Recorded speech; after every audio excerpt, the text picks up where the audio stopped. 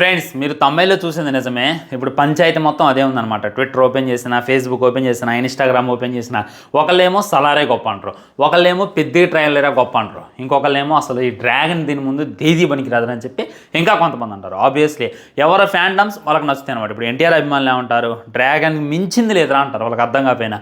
మన ప్రభాస్ ఫ్యాన్స్ ఏమంటారు, Salaar first glimpse వచ్చినప్పుడు కొద్దిగా ట్రోల్ చేశారు, అసలు ప్రభాస్ మొహమే చూపించలేదు ఏంది, ముసలోని చూడడానికి లైక్ ఒక తాత ఎలివేషన్లు ఎత్తారు కదా, ఆ తాతను చూడడానికి మొత్తం రాత్రి అంతా వెయిట్ చేసినట్టుంది ఇదేని అని చెప్పి ఇప్పుడు ట్రోల్ చేశారు. పెద్ద ట్రయల్ వచ్చినప్పుడు కూడా he can dance, he can fight అని చెప్పి ట్రోల్ చేసుకున్నారు. కానీ కట్ చేస్తే మొత్తం కాంపిటీషన్కి వచ్చేసరికి మాది గొప్ప అని చెప్పి కొట్టుకోవడం అయితే కామన్. కానీ రియాలిటీలో మాట్లాడదాం, ఏ సినిమా బాక్స్ ఆఫీస్ని ఓచకోత ఇవ్వగలదు, లైక్ పెద్ద సినిమా బాక్స్ ఆఫీస్ని భయపెట్టగలదా, మన డ్రాగన్ మూవీ భయపెట్టగలదా, మన పెద్ద ట్రైలర్ బాగుందా, డ్రాగన్ గ్లిమ్స్ బాగుందా అనేటటువంటిది ఈరోజు ఈ వీడియోలో డీటెయిల్గా చెప్తా.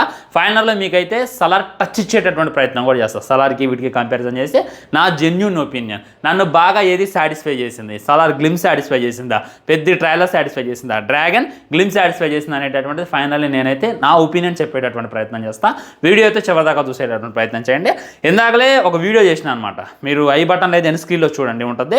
దాంట్లో ఏం చెప్పా అంటే ఇదంతా కూడా ఖురాన్ దగ్గర నుండి రిఫరెన్స్ తీసుకున్నారు అనేటటువంటి మాట అయితే నేను చెప్పాను అనమాట. సో చాలామంది బైబిల్ నుండి రిఫరెన్స్ తీసుకున్నారు అని చెప్పారనమాట. ఇదేంట్రా అని చెప్పి సర్చ్ చేశాను. నిజమే, బైబిల్లో అయితే చాలా క్లియర్గా ఉంది. బైబిల్లో ఉన్నదే మన ప్రశాంత్ నీల్ గారు పాయింట్ టు పాయింట్ రిఫరెన్స్ తీసుకొని మన గ్లిమ్స్లో అయితే ఎరికించేటటువంటి ప్రయత్నం చేశారు. అదే ఒప్పుకోవాలన్నమాట. అట్ ద సేమ్ టైం ఖురాన్లో కూడా ఉంది, కానీ ఖురాన్ కన్నా ముందు బైబిల్ వచ్చింది. సో బైబిల్ నుండి రిఫరెన్స్ తీసుకున్నారు అని చెప్పి అన్నారు. బైబిల్లో కూడా పాయింట్ టు పాయింట్ ఉండడం వల్ల నేను అగ్రీ చేస్తాను మీ మాటల మధ్య. సో ఇప్పుడు మన డైరెక్టర్స్ అందరూ కూడా ఒకవేళ వెళ్తున్నారు, మన ఫ్రిక్షనల్ సినిమాస్ తీయాలి, మన మొత్తం వేదాలను తీయాలి, ఉపనిషత్తులు తీయాలి, ఉన్నది లేని కల్పించాలి అని చెప్పి వాళ్ళు వెళ్తుంటే ఇక్కడ బైబిల్నైనా ఖురాన్ అయినా ఎవరు పట్టించుకోవట్లా, ఏ మూవీ డైరెక్టర్ పట్టించుకోవట్లా, ఏ మూవీ కాస్ట్ పట్టించుకోవట్లా. సో నేను పట్టించుకుంటా అని చెప్పి మన ప్రశాంత్ నీల్ గారు ఖురాన్ దగ్గర నుండి రెఫరెన్స్లు, బైబిల్ దగ్గర నుండి రెఫరెన్స్లు తీసుకొని సినిమా తీసేటటువంటి ప్రయత్నం చేశాడు. భయ్యా మనం పోవచ్చు కులం మతం అని చెప్పి తిట్టుకునేటోళ్ళు ఉంటారు, అవన్నీ పక్కన పెడితే ఈ భూమి మీద ఉన్నటువంటి అత్యంత పవర్ఫుల్ గ్రంథాలు 3 ఉన్నాయన్నమాట. మొట్టమొదటిది సెకండ్ దాని లేదనమాట. మన భగవద్గీత చూసుకున్నా, బైబిల్ చూసుకున్నా, ఖురాన్ చూసుకున్నా మోస్ట్ పవర్ఫుల్ అనమాట. వాటిని మీరు ఒక్కసారి మీ జీవితంలో చదివేటటువంటి ప్రయత్నం చేయండి, మీకు చాలా నాలెడ్జ్ వస్తుంది.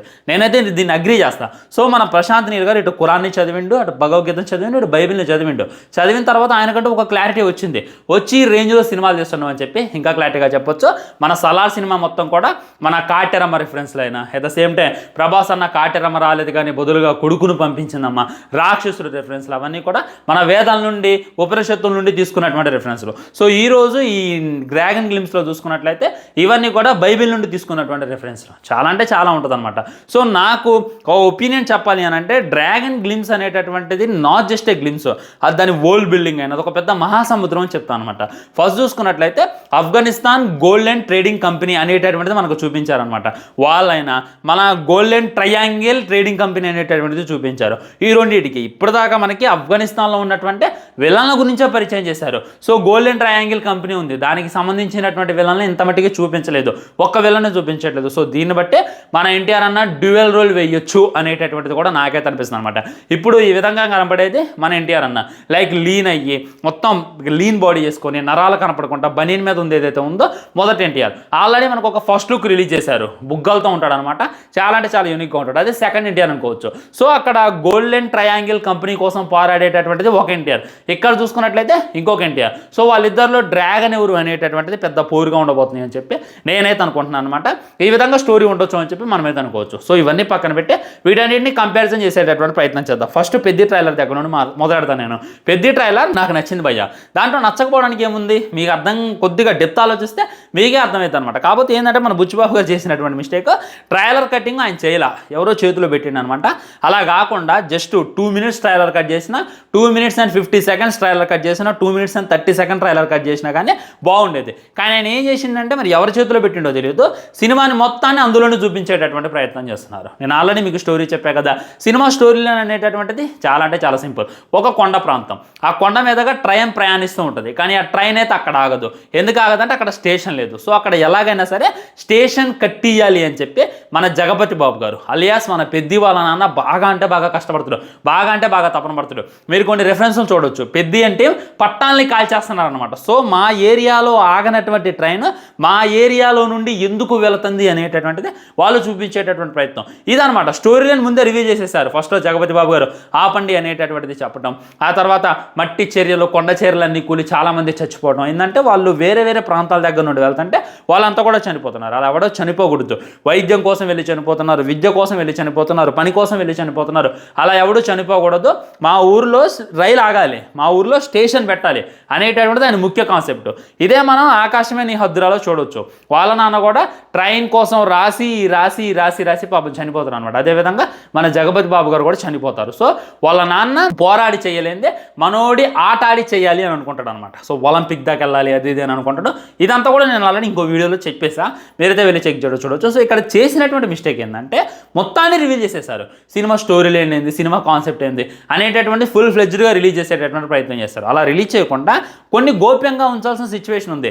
ఫస్ట్ చూసుకున్నట్లయితే క్రికెటర్ అనేటటువంటిది చెప్పారు, బాగుంది, యాక్సెప్టబుల్.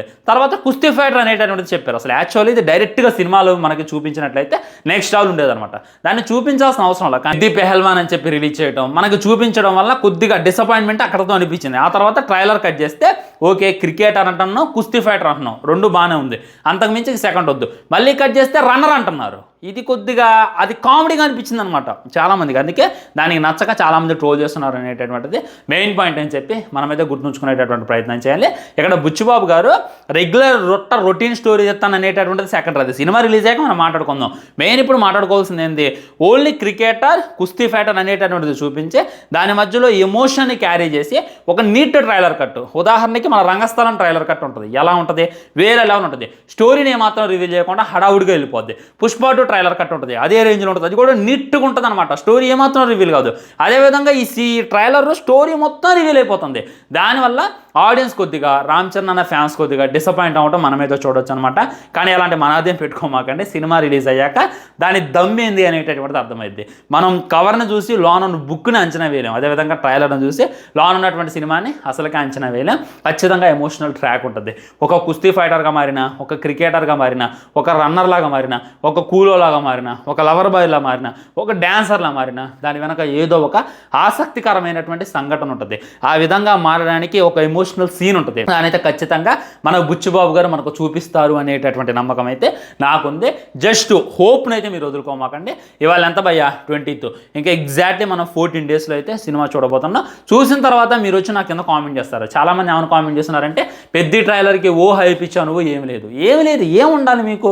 పెద్ద ట్రైలర్ అనేటటువంటిది డిఫరెంట్, దాని గురించి నేను మీకు డీటెయిల్గా చెప్తాను అనమాట. ఆ తర్వాత డ్రాగన్ మూవీ గ్లిమ్స్, దీని మీద ట్రోల్స్ రావంటే వస్తున్నాయి అనమాట. సో మీరు ఎలా ప్రిపేర్ అవుతున్నారంటే మాకు అదే కావాలి, మాకు అలానే తీయాలి అనేటటువంటి దిశలో ప్రిపేర్ అవుతున్నారు. అన్నీ ఆ హైప్, అన్నీ ఆ రేంజ్లో టచ్ కావాలంటే కాదనమాట, నిదానంగా ఎక్కుతాయి అనేటటువంటిది మళ్ళీ మీరైతే గుర్తుంచుకునేటటువంటి ప్రయత్నం చేయండి. ఫస్ట్ మన వాళ్ళు ఏం ఎక్స్పెక్ట్ చేశారంటే కేజీఎఫ్ గ్లిమ్స్ రేంజ్లో ఉండాలి. KGF chapter 2 glimpse, powerful people make places powerful అని చెప్పి మన యష్ బాయ్స్ వచ్చి గన్ను కాడ మొత్తం గన్ను ఫైర్ చేసి అక్కడ సిగరెట్ అంటించుకుంటాడు. ఆ రేంజ్లో ఉండాలి అని చెప్పి చాలామంది ఎక్స్పెక్ట్ చేశారు. నాకు అనిపించింది, నేను కూడా ఎక్స్పెక్ట్ చేశాను. ఎందుకంటే సేమ్ డైరెక్టర్, భారీ బడ్జెట్, ఆ రేంజ్లో ఎందుకు ఉండకూడదు అని చెప్పి మనం ఎక్స్పెక్ట్ చేయొచ్చు. సో అప్పుడు ఎప్పుడు ఈ విధమైనటువంటి ఎక్స్పెక్టేషన్స్ ఎప్పుడు ఉన్నాయి తెలుసా, సలార్ అప్పుడు కూడా రుద్దారు. అర్రే కేజీఎఫ్లో వేసిన ఆ రేంజ్లో చూపించిందంటే సలార్లో మా ప్రభాస్ అన్న ఎలా చూపిస్తారా అని చెప్పి గ్లిమ్స్ కోసం ఎదురు చూశారు. ఆ గ్లిమ్స్ వచ్చినటువంటి నెక్స్ట్ డేనే ట్రోల్స్ వచ్చేసాయి. నేను చూసాను అనమాట, దానికి 150 million వ్యూస్ వచ్చాయి. కానీ దాంతోపాటు ట్రోల్స్ కూడా వచ్చాయి. ఓన్లీ ప్రభాస్ హ్యాండ్నే చూపించారు, అండ్ మొత్తం ముసలోనే ఎక్కువ చూపించారు, అండ్ ప్రభాస్ అన్న మొహం కూడా సరిగ్గా చూపించలేదు, మ్యూజిక్ కూడా కొద్దిగా డల్గా ఉంది, అది ఇది అని చెప్పి అన్నారు. కానీ చూడగా చూడగా చూడగా చూడగా అది అలవాటు అయిపోయింది. ఇప్పుడు కేజీఎఫ్లో యష్ని ఆ రేంజ్లో ఎలా చూపించిందంటే, కేజీఎఫ్ అనేటటువంటి సంస్థానానికి అక్కడ రాజు యష్. సో యష్ సూట్ వేసుకున్నా, బూట్ వేసుకున్నా, హెలికాప్టర్ల మీద నుండి దిగిన, సిగరెట్తో గన్ను కంటించిన ఒక అర్థం ఉంటుంది. కానీ మన ప్రభాస్ అన్న సలార్లో చూసుకున్నట్లయితే మెకానిక్. సో మన ప్రభాస్ అన్న మెకానిక్ వేషం వేసి, సూటు బూటు వేసి అంత గ్యాంగ్స్టర్ లాగా టపటపా కలుతుంటే బాగుంటుందా, బాగోదు అనమాట. అందుకే నాటు ఫైట్ అయితే పెట్టేటటువంటి ప్రయత్నం చేసిండు. ఏ విధంగా కేజీఎఫ్కి సలార్కి ఏమైనా సంబంధం ఉందా, లేదు కదా. అదేవిధంగా సలార్ సలార్ గ్లిమ్స్కి మరియు ఈ డ్రాగన్ గ్లిమ్స్కే మీరు సంబంధం ఉండాలి అని చెప్పి ఎక్స్పెక్ట్ చేయమాకండి. దీని తీరి వేరు, దాని తీరి వేరు. దీంట్లో మన అన్న లుగర్లాగా కనపడుతుండో. సో తనేందంటే మన డబ్బులు తీసుకొని కాంట్రాక్ట్ కిల్లర్ అనమాట. ఇప్పుడు వీళ్ళు ఉన్నారు కదా, ఆఫ్ఘనిస్తాన్లో ఉన్నారు కదా ఈ కంపెనీ వాళ్ళు, వీళ్ళకి ఆ గోల్డెన్ ట్రయాంగిల్ కంపెనీ వాళ్ళు అంటే సో దానికోసం హైయర్ చేసుకున్నటువంటి పర్సనే మన లుగర్ అనమాట. ఆల్రెడీ ఇంకో డబల్ యాక్షన్ ఉండొచ్చు అని చెప్పి కూడా వార్తలు వినపడుతున్నాయి అనమాట. సో ఇది వేరు ఉంటుంది తీరి, ఆ గ్లిమ్స్ వేరు ఉంటుంది, ఈ గ్లిమ్స్ వేరు ఉంటుంది. దీంట్లో కాంట్రాక్ట్ కిల్లింగ్ చేసేవాడు కాబట్టి బనీని వేసుకొని అలా అయితే కనపడుతుంది అనమాట.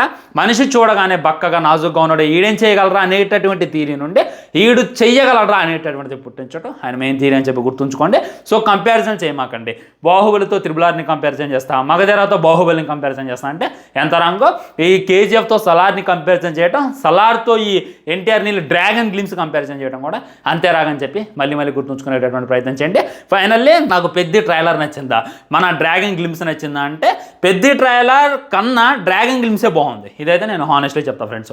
ఉంటా మరి ఛానల్ని సబ్స్క్రైబ్ చేసుకొని వీడియో లైక్ చేయండి, షేర్ చేయండి. తర్వాత ఇంకో మంచి వీడియోతో మళ్ళీ కలుద్దాం. కొట్టుకొని సత్తన్నారు ట్విట్టర్లో, అది కొద్ది తగ్గితే బాగుంటుందని చెప్పి నాకు గట్టి ఫీలింగ్. బాయ్ బాయ్, నమస్కారం.